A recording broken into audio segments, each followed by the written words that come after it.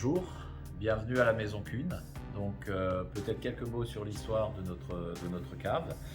Donc notre cave existe depuis 1675, donc on a plus de 300 ans. Au début, cette cave, c'était une auberge, l'auberge de la cave de l'enfer. En 1675, c'est le baron de Chillet qui a repris l'ensemble de cette cave, et qu'en 1976, me semble-t-il, c'était la famille Kuhn qui a repris effectivement l'ensemble du domaine, qui a développé la vente de vin tant en France qu'à l'export de façon assez importante d'ailleurs. Et le dernier propriétaire était député et maire effectivement de cette commune. Et en 1981, on a racheté tout le domaine Kuhn avec le vignoble. Et donc aujourd'hui, on exploite à peu près 80 hectares au total, donc pour à peu près 1 million d'euros de chiffre d'affaires. Je peux vous proposer là, une gamme complète des vins d'Alsace en passant par les 7 cépages, avec également des sélections de terroirs commercialisées dans la gamme Baron de Chillet, ainsi que des grands crus, dont le grand cru Käferkopf, qui est effectivement le grand cru emblématique de l'Alsace. Et nous avons également une gamme de créments d'Alsace, donc méthode traditionnelle, méthode champenoise. Donc ce que je vous propose maintenant, pour un petit peu quelques éléments d'histoire encore, c'est d'aller voir notre cave. Donc je vous propose de me suivre.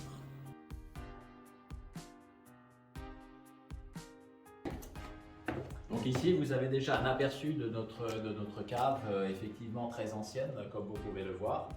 Donc nous avons à la fois des foudres de chêne, dont certains sont centenaires, dans lesquels nous continuons toujours encore à vinifier.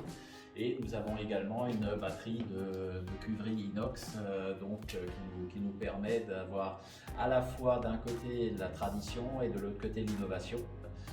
Lors de la Deuxième Guerre mondiale, cette cave a été aussi un endroit où, je dirais, les gens ont pu se réfugier, parce qu'on était à l'entrée de la poche de Colmar, et donc en 1944, les bombardements alliés et les Américains étaient présents, et on a eu 80 personnes à peu près qui se sont réfugiées dans nos caves. Et Madame Kuhn à l'époque s'amusait à faire la cuisine pour toutes ces personnes.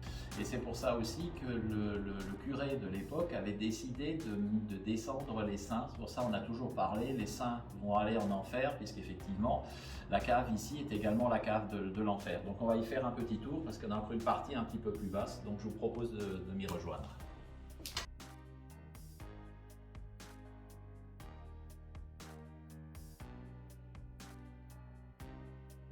Donc ici, nous nous trouvons dans les caves de l'enfer.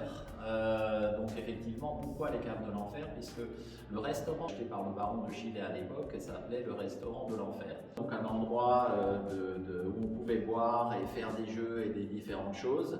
Mais de l'autre côté, on avait entendu également que dans les femmes, quand le mari rentrait, c'était pour eux l'enfer, parce qu'ils étaient rentrés trop tard, ils avaient peut-être bu un petit peu trop de vin.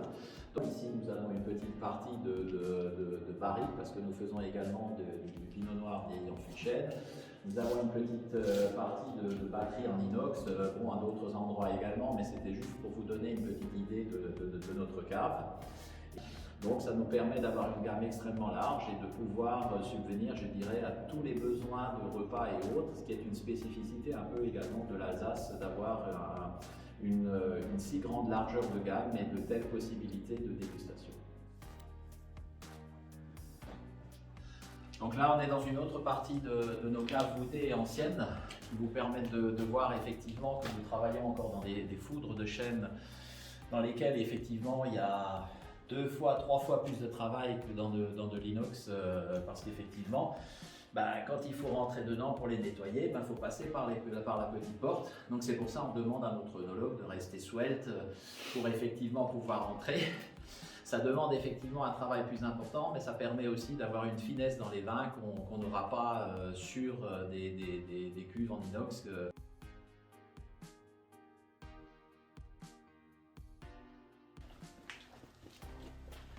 Ah ben tiens, j'en profite du tartre, effectivement, parce que ça c'est un composé naturel du vin, et ce qui se fixe beaucoup plus facilement effectivement dans un foudre de chêne, parce que L'inox, c'est très très lisse, donc le tartre ne peut pas s'accrocher dessus, mais je pense que c'est important de voir aussi. Donc là, quand on rentre à l'intérieur du tonneau, il faut s'amuser, faut gratter, il faut enlever cette partie de tartre, mais c'est un composé naturel du vin, je pense que c'est intéressant de le voir.